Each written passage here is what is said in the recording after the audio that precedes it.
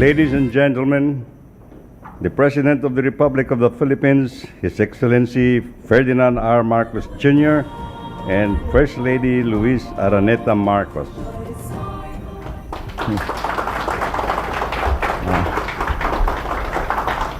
Thank you, Secretary Manny Bunwan, for your introduction. All of the, please take your seats. The Cabinet Secretaries present here today, our constant companions, and once we leave and arrive, the Pasay City Mayor Imelda Calixto Rubiano and Pasay City Lone District Representative Antonino Calixto, the AFP Chief of Staff, and the service commanders that are here today, and of course the Vice President Sara Duterte. And good afternoon to you all. I am pleased to share with you and the Filipino people the results of my back-to-back visits to Germany and then to the Czech Republic. My visit to Berlin was also part of the 70th anniversary of Philippine-German diplomatic relations, and the Philippines and the Czech Republic are celebrating as well 50 years of bilateral ties.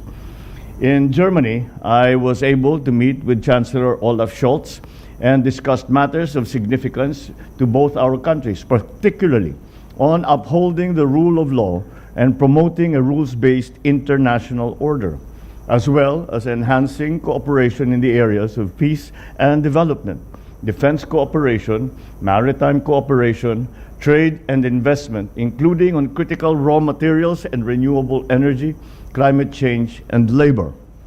I emphasized the Philippines' commitment to a clean energy future and invited German investments in green energy initiatives.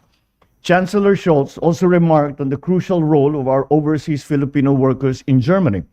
And once again, we highlighted their contributions to the economy and to the society of Germany. In the Czech Republic, I met with the heads of the Czech government, President Petr Pavel and Prime Minister Petr Fiala, and the heads of the Czech Parliament, Senate President Milos Vystrčil, and Speaker of the Chamber of Deputies, Markéta Pekarová Adamová. We discussed ways to further strengthen our bilateral cooperation in the areas of trade and investment, defense, agriculture, renewable energy, transport, and, of course, people-to-people exchanges. I underscored the Philippines' remarkable economic performance and invited Czech businesses to invest in the areas of IT BPM, electronics manufacturing, food and agriculture, and automotive and electric vehicle manufacturing, amongst other things. They are keen to expand their ventures to the Philippines, and I'm glad to announce that my German visit resulted in business agreements for projects with an aggregate value of $4 billion in the sectors of renewable energy, manufacturing, healthcare, innovation and startups, IT BPM, minerals processing, agriculture, and aerospace.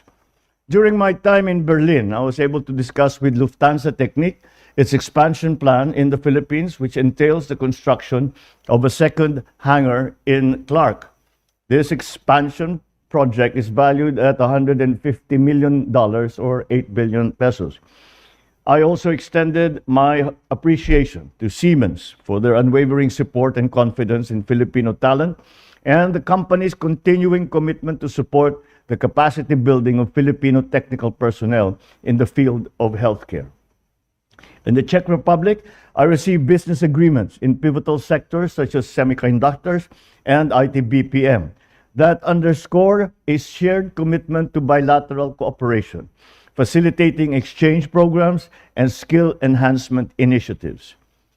Germany and the Czech Republic have also expressed their valuable support for the resumption of the Philippines-EU Free Trade Agreement negotiations.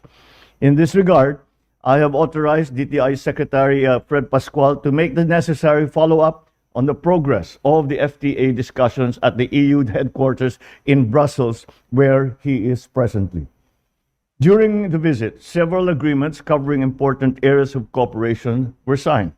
the joint declaration of intent on strengthening cooperation in the maritime sector between Philippines and German transportation agencies, the cooperation program between the Technical Education and Skills Development Authority, or TESDA, and the German Federal Institute for Vocational Education and Training, and as well as the joint communique on the establishment of labor consultation mechanisms between Philippine and Czech labor agencies. This came about also because the Czech Republic has expanded its quota for Filipino workers to go to the Czech Republic from about 5,000 previously to now it is 10,300 a year. And I had the on events in Berlin and in Prague. There are more than 35,000 Filipinos in Germany and around 7,000 in the Czech Republic. And I reassured our countrymen of this government's unwavering commitment to creating more job opportunities and improving our economy, ensuring that they can return home to the Philippines and earn a livelihood without having to sacrifice their time with their loved ones. Overall, I am confident that these visits to Germany and the Czech Republic have strengthened our bonds with these two countries in Central Europe and created opportunities for cooperation and prosperity. Thank you all. Maraming salamat at magandang hapon po sa inyo lahat.